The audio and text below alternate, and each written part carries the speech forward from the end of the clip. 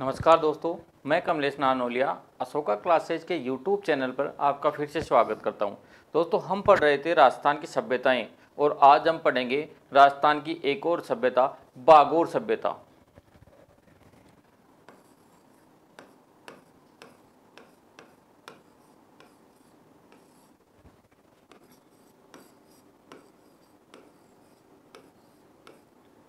बागोर सभ्यता, देखिए दोस्तों, यह सभ्यता बागोर सभ्यता राजस्थान के भीलवाड़ा जिले में स्थित है। कहाँ है?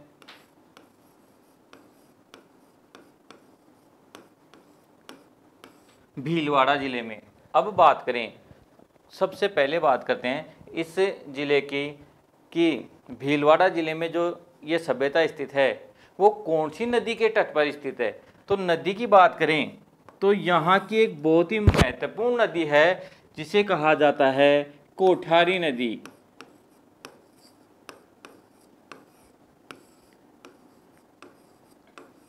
कोठारी नदी, कोठारी नदी, यह नदी बनास नदी की सहायक नदी है।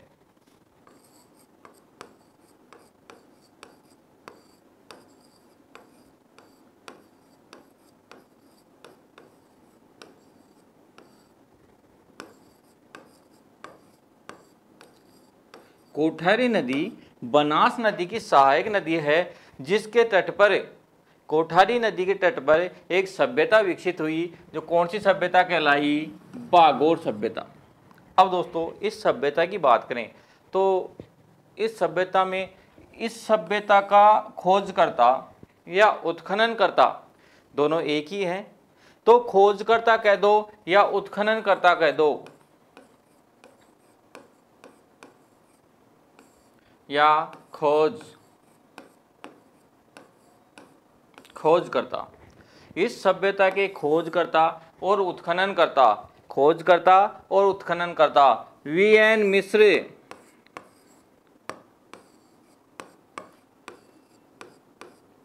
कौन है दोस्तों? वीएन मिश्र, यानी वीएन मिश्र वीरेंद्र नाथ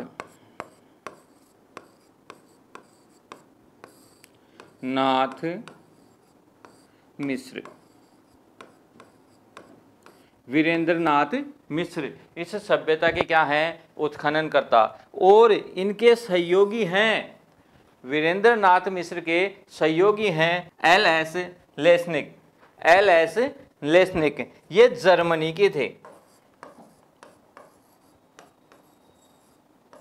कहाँ के? जर्मनी के। तो बात करें बागोर सभ्यता कौन से जिले में स्थित है? भीलवाड़ा जिले में। कौन सी नदी के तट पर? कोठारी नदी के तट पर। कोठारी नदी जो है वो बनास की सहायक नदी है। अब इस सभ्यता के उत्खननकर्ताओं की बात करते हैं तो वीएन मिश्र, और इनके सहयोगकर्ता कौन थे? एल.एस. लेस्निक। एल.एस. लेस्निक। अब बात करते हैं कि इन्होंने इस सभ्यता की खोज कब की थी, इस सभ्यता का उत्खनन कब किया था। तो देखिए दोस्तों, सन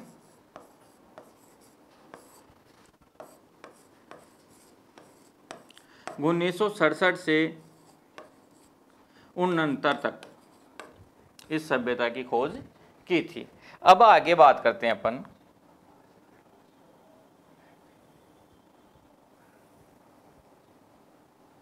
हम पढ़ रहे हैं बागोर सभ्यता।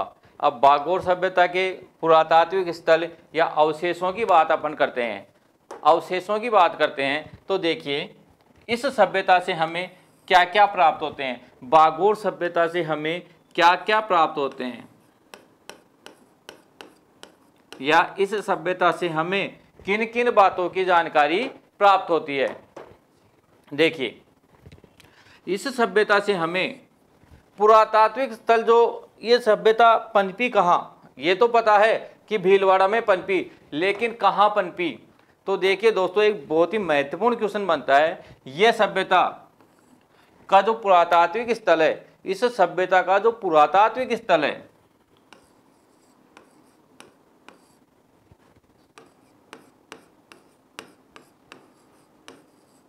पुरातात्विक स्थल है,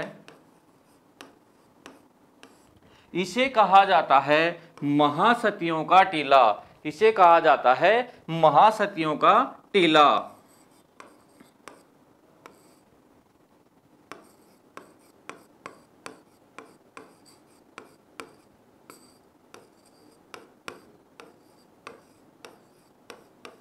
महासतियों का टीला।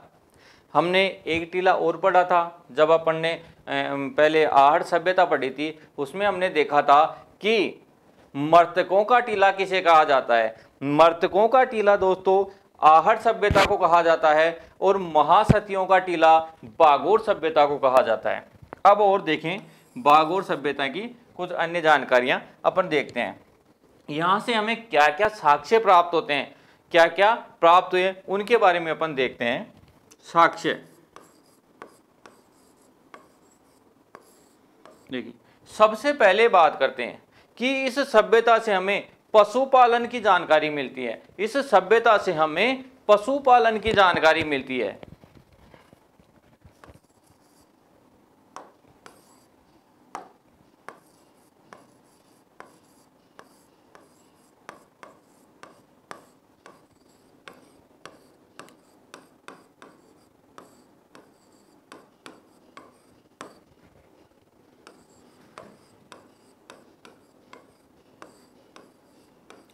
पशुपालन की जानकारी मिलती है। देखिए, वैसे तो पशुपालन की जानकारी हमें अन्य कई सभ्यताओं से मिली है। हमें जो कालीबंगा सभ्यता है उससे भी पशुपालन की जानकारी मिली थी, लेकिन इस सभ्यता में पशुपालन के साथ एक ऐसी जानकारी हमें मिलती है जो अन्य किसी सभ्यताओं में नहीं मिली थी। देखिए, जो पशुपालन थे उनके साथ साथ यहाँ बूचड़ खाने के प्रमाण मिले हैं।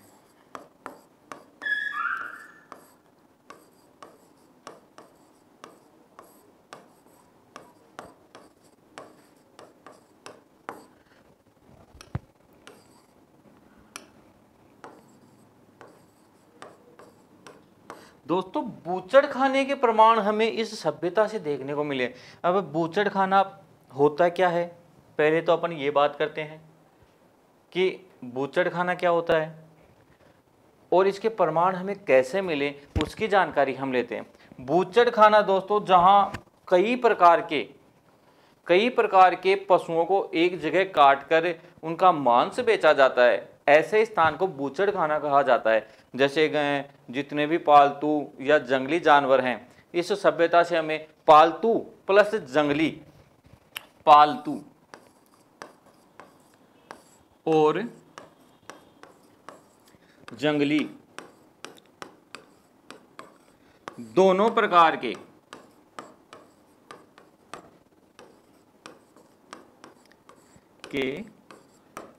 जानवरों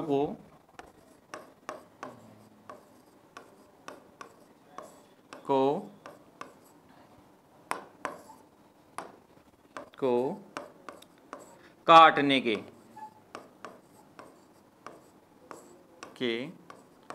प्रमाण मिले हैं। इस सभ्यता से हमें पालतू और जंगली दोनों प्रकार के जानवरों को काटने के प्रमाण हमें मिलते हैं। वो कैसे मिलते हैं, देखो, एक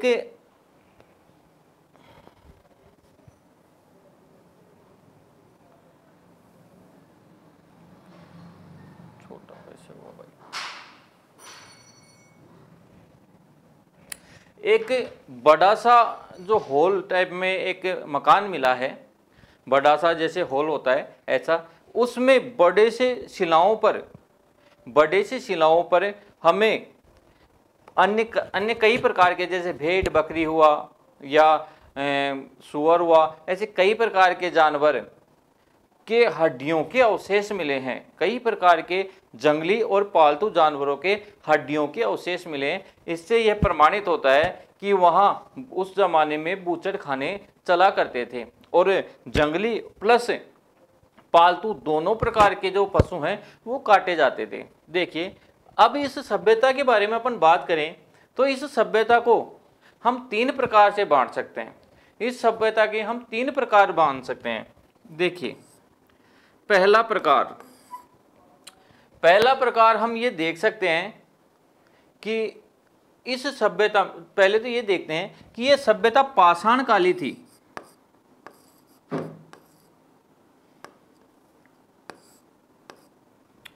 ये जो सभ्यता थी वो पाषाण युगीन थी। कौन सी युगीन थी? पाषाण युगीन। यह सभ्यता पाषाण युगीन थी, यानी कहा जा सकता है कि इस सभ्यता से जो हमें औजार मिलते हैं, इस सभ्यता से जो हमें औजार मिले हैं या उपकरण मिले हैं, वो किसके थे? पत्थर के। किसके थे? पत्थर के।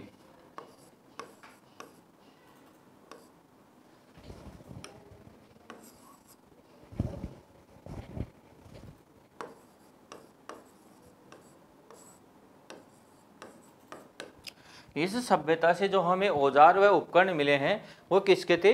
पत्थर के। इससे यह अनुमान लगाया जा सकता है कि यह सभ्यता पाषाण युगीन सभ्यता थी, यानी जो मध्य पाषाण काल की थी।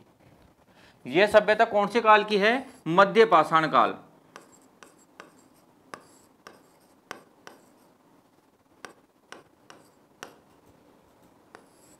यह सभ्यता मध्य पाषाण काल की थी।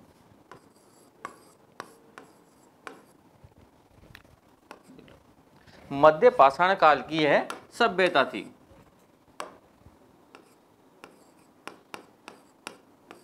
मध्य पाषाण काल की यह सभ्यता थी। अब देखिए, इस सभ्यता से हमें यह पता लगता है कि यह सभ्यता मध्य पाषाण काल की सभ्यता थी। अब इस सभ्यता को हमने पहले बात की थी कि इस सभ्यता को हमें 3 प्रकार से बांट सकते हैं। वो 3 प्रकार कैसे बांट सकते हैं हम, ये देखिए। बागोर, हम पढ़ रहे हैं दोस्तों बागोर सभ्यता। कौन सी सभ्यता? बागोर सभ्यता। अब इसको पहले प्रकार से बातें, तो इस सभ्यता के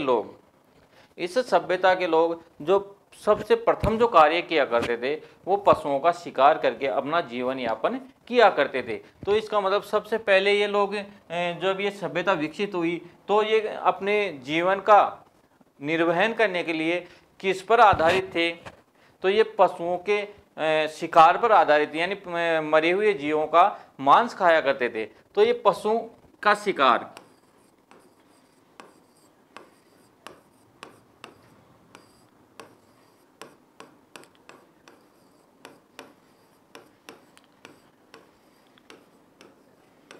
पशुओं का शिकार करके अपना जीवन यापन करते थे। दूसरे प्रकार की बात करें, जब इनका जो मस्तिष्क विकसित हुआ, इनमें बुद्धि विकसित हुई, बुद्धि का विकास हुआ और धीरे धीरे ये सभ्यता आगे बढ़ती गई, तो इसमें दूसरा प्रकार देखो, इनमें विकास की गति चली और इन्होंने पशुओं को पालतू बना लिया। इसका मतलब दूसरे क्रम में बात करते हैं तो इन्होंने पशुपालन करना प्रारंभ कर दिया था। पशुपालन,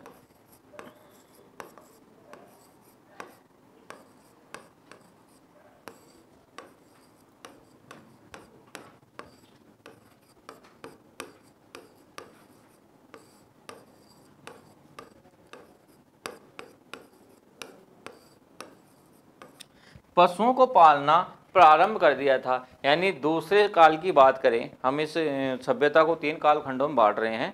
पहले में ये लोग जो थे वो पशुओं का शिकार करके अपना जीवन यापन करते थे।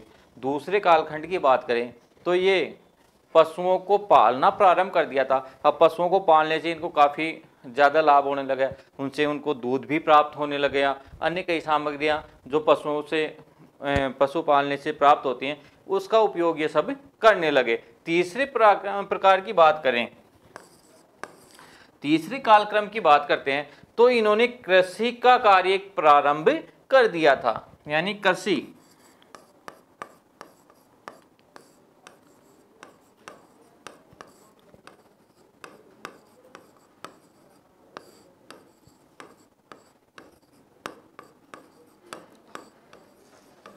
इस सभ्यता के लोगों ने कृषि करना प्रारंभ कर दिया था। अब दोस्तों एक विचित्र बात, सबसे महत्वपूर्ण बात अपन करते हैं इस सभ्यता के लोगों की। कैसे होगा भाई?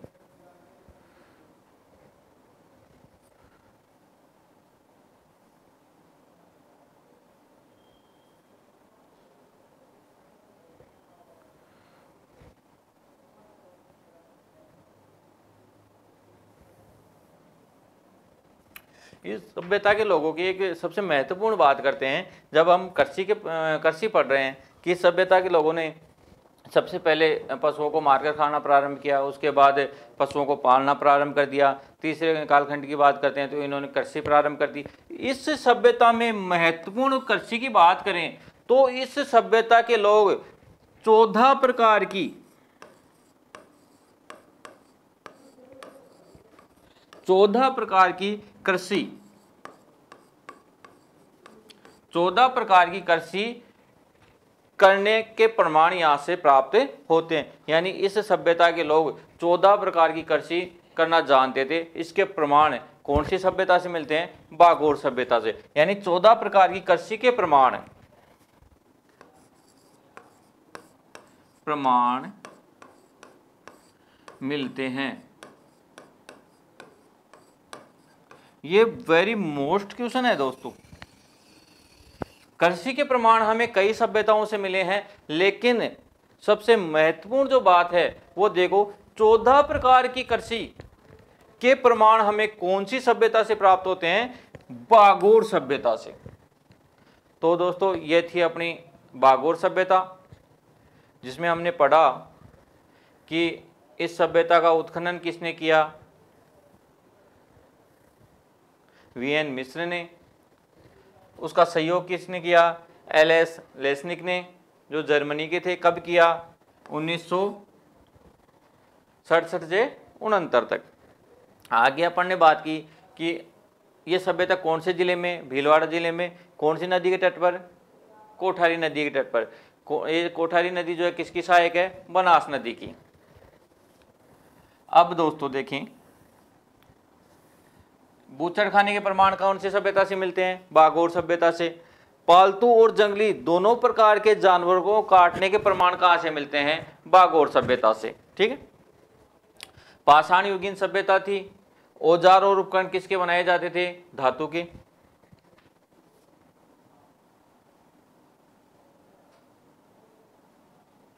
अब आगे बात करते हैं, एक और सभ्यता देखते हैं।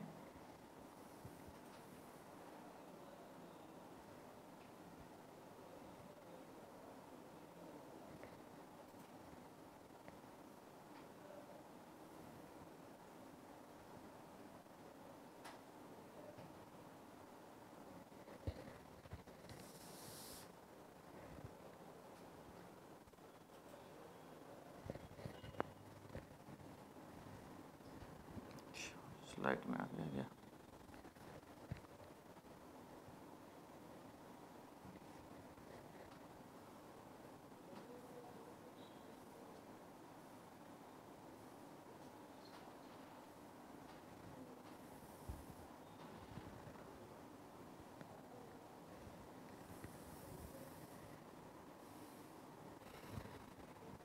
देखिए दोस्तों, नई सभ्यता, दूसरी सभ्यता पढ़ते हैं, गिलोन सभ्यता।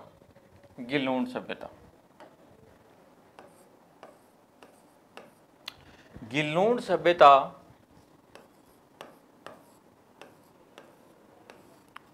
गिलोन सभ्यता राजस्थान के राजसमंद जिले में। कौन से जिले में?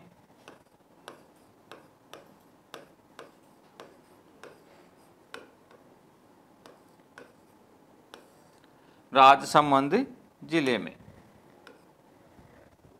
चलो गिलोन सभ्यता के बारे में बात करें हम, तो यह सभ्यता, गिलोन सभ्यता बनास नदी के तट पर,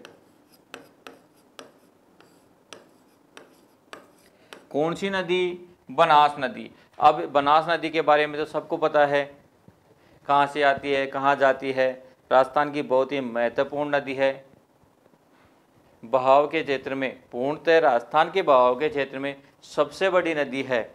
चलो, तो गिलूण सभ्यता जो है बनास नदी के तट पर स्थित है, इसीलिए गिलूण सभ्यता को बनास संस्कृति भी कहा जाता है।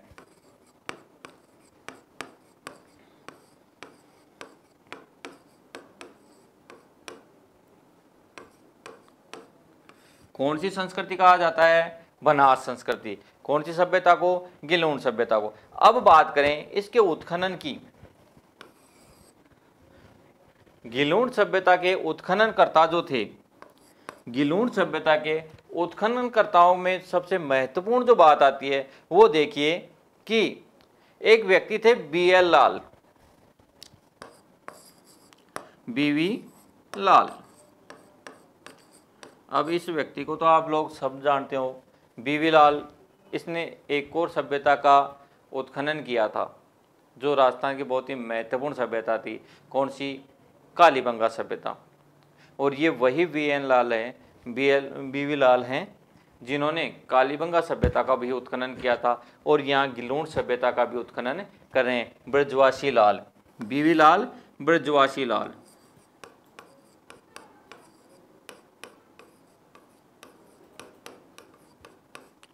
ब्रजवासी लाल। अब बात करें दोस्तों कि इस ब्रजवासी लाल ने इस सभ्यता का उत्खनन कब प्रारंभ किया था? तो देखिए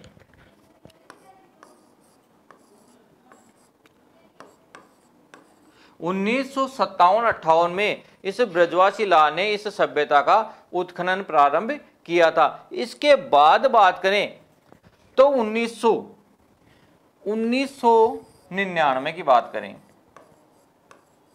1999 की बात करें या 1999 से 2003 तक की बात करें, 2003 तक की बात करें तो एक व्यक्ति आए doctor VS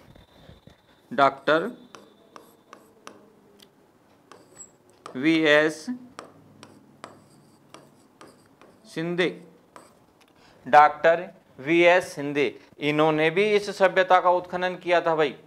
doctor VS Shinde ने जो गिलूण सभ्यता है इसका उत्खनन कब किया था? 1999 से 2003 तक। अब ये तो क्वेश्चन आते, जैसे महत्वपूर्ण कोई सभ्यताएं होती हैं उनसे ये ऐसे क्वेश्चन पूछ भी लिया जाए ना भी पूछा जाए, क्योंकि बीवी लाल था इसने कालीबंगा सभ्यता का भी उत्खनन किया था। लेकिन इस उत्खनन में जो सबसे महत्वपूर्ण क्वेश्चन बढ़ता है वो देखिए।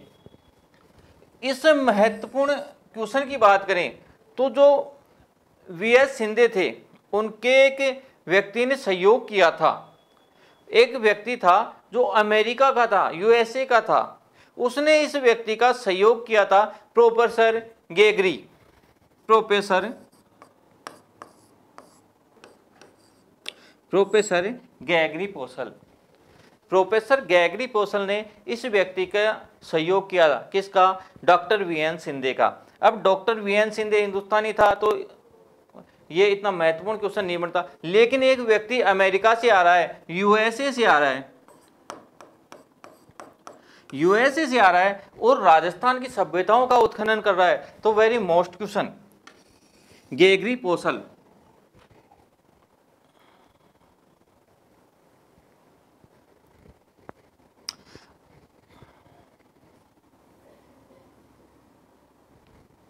हम पढ़ रहे थे गिलूण सभ्यता।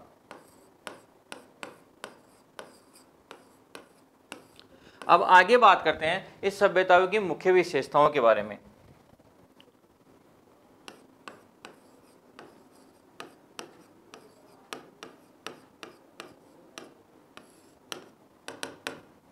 मुख्य विशेषताएं, अब देखो इस सभ्यता में हमें क्या क्या प्राप्त होते हैं। तो इस सभ्यता की सबसे महत्वपूर्ण बात, इस सभ्यता से हमें पत्थर की गोलियां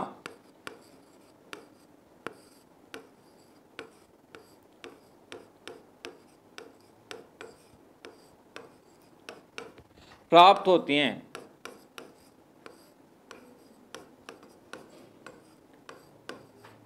गिलूण सभ्यता से हमें पत्थर की गोलियां प्राप्त होती हैं। हाथी दांत,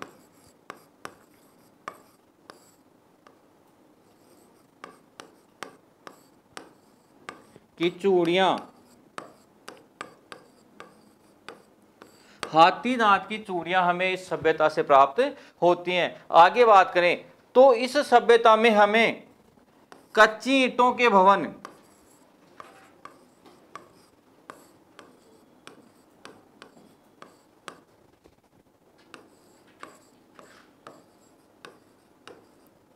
कच्ची ईंटों के भवन देखने को मिलते हैं। यानी कच्ची ईंटों के भवन हमें कालीबंगा सभ्यता से भी देखने को मिले थे। लेकिन एक सबसे बढ़िया जो क्वेश्चन बनता है वो देखो, हमें गणेश्वर सभ्यता पढ़ी, उसमें हमें पत्थर के जो मकान देखने को मिलते हैं। कालीबंगा सभ्यता से हमें कच्ची और पक्की दोनों प्रकार की ईंटों के मकान देखने को मिले या भवन देखने को मिले। लेकिन हमने जब पढ़ा बदल जाओ वक्त के साथ बैराट सभ्यता, उसमें हमें ईंटों के फर्श देखने को मिले थे। तो वेरी मोस्ट क्वेश्चन कि मकान तो हर जगह आपको हर सभ्यता में देखने को मिल जाएंगे ईंटों के, लेकिन ईंटों के फर्श केवल हमें बैराट सभ्यता से ही देखने को मिलते हैं। आगे देखते हैं। आ गया, देखो मुर्गी को पकड़े थे तो गाय आएंगी। इस सभ्यता से हमें 5 प्रकार के मर्दभांड मिले हैं। बहुत अच्छे सर। के पैर होते हैं 4, तो आपको ये पता होना चाहिए दोस्तों। 38 को 4 में 2 का डिवाइडेशन दिया तो 12 आ गया। 5 प्रकार के मर्दभांड मिले हैं। 4 पैर वाले आएंगे, यानी वो जो विधि लगाओगे इसमें हमेशा 4 पैर वाले आएंगे। अब 38 में से 12 कम कर दोगे तो दोस्तों 26 सादा मर्दभांड मिले हैं, जिसमें आंसर 26 किसी भी प्रकार का। नेक्स्ट क्वेश्चन, सादे मर्दभांड, अब यानी उसमें अगली स्क्रीन नॉर्मल मर्दभांड थे, किसी प्रकार का कोई कलर या डिजाइन नहीं थी। तो पहले प्रकार का सादे मर्दभांड मिले हैं या सादा मर्दभांड मिला है। दूसरे की बात करें तो काले मर्दभांड मिले हैं। फिर मिलेंगे दोस्तों नेक्स्ट वीडियो में। काले। तीसरे प्रकार की बात करें तो पॉलिश किए,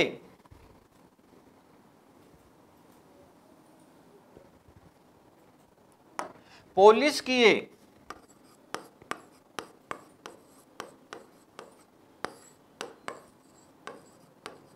पॉलिश किए मर्दभांड हमें इस गिलोंड सभ्यता से प्राप्त होते हैं। चौथे नंबर की बात करें, भूरे रंग के भूरे मर्दभांड हमें यहां से मिलते हैं। और 5वां प्रकार लाल वह काले। लाल व काले रंग के मर्दभांड हमें यहाँ से देखने को मिलते हैं। एक महत्वपूर्ण बात अपन बात करते हैं इस सभ्यता की।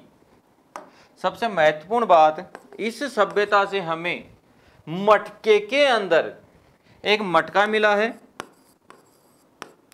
जिसके अंदर मटके के अंदर या मटके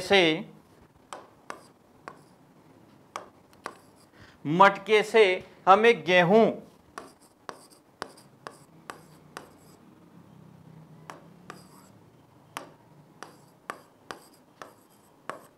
के दाने प्राप्त हुए हैं।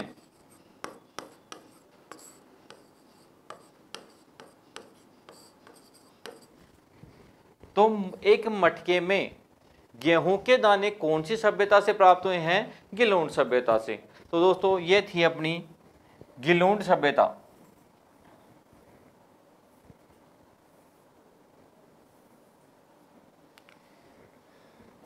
गिलोंड सभ्यता जो कौन सी नदी के तट पर थी? बनास नदी के तट पर। कौन से जिले में? राजसमंद जिले में। बात करते हैं, इसे ही बनास संस्कृति कहा गया है क्योंकि ये बनास नदी के तट पर स्थित थी। अब इसके उत्खननकर्ताओं की बात करें तो बीवी लाल ब्रजवासी लाल ने इसकी खोज की और इसका उत्खनन भी प्रारंभ किया। कब किया? 1957-58 में। उसके आगे बात करते हैं कि 1999 से 2003 के मध्य इस सभ्यता का उत्खनन किया था डॉक्टर वीएस मिश्र ने, और इसका सहयोग किया था गेगरी पोसल ने, जो कहां के थे? यूएसए के। आगे हम इस सभ्यता के बारे में पढ़ते हैं तो इसकी मुख्य विशेषताओं के बारे में अपन ने देखा था कि सभ्यता से हमें क्या प्राप्त। पत्थर की गोलियों का प्राप्त होना कौन सी सभ्यता का प्रमाण है? गिलोंड सभ्यता का। हाथी के दांत की चूड़ियां कहाँ से प्राप्त हुई हैं? गिलोन सभ्यता से। कच्ची ईंटों के भवन, ये तो लगभग कई सभ्यताओं से हमें प्राप्त होते हैं। 5 प्रकार के मृद भांड कहाँ से प्राप्त हुए हैं? गिलोन सभ्यता से। पहले सादे मृद भांड जिसमें कोई कलाकृतियां, कोई रंग नहीं है। दूसरे प्रकार के काले मृद भांड। तीसरे पॉलिश किए हुए मृद भांड। चौथे भूरे रंग के मृद भांड। और पांचवे लाल व काले रंग के मृद भांड हमें इस सभ्यता से देखने को मिलते हैं। अंतिम बात करते हैं कि इस सभ्यता से हमें ऐसे मटके प्राप्त हुए हैं जिनमें गेहूं के दाने प्राप्त होते हैं। तो दोस्तों ये थी अपनी गिलोन सभ्यता। बाकी अन्य सभ्यताएं हम पढ़ेंगे नेक्स्ट डे।